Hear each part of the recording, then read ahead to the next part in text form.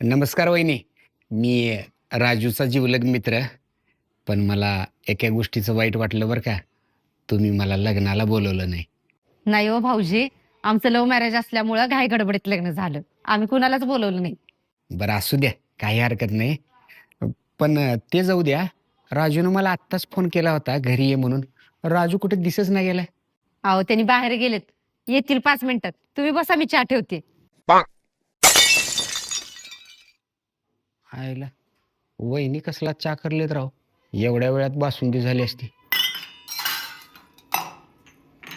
पण ते ठीक आहे. वहिनी तर चा करलेली तर आणि हे भांड्याचा आवाज कुठे निवडलाय.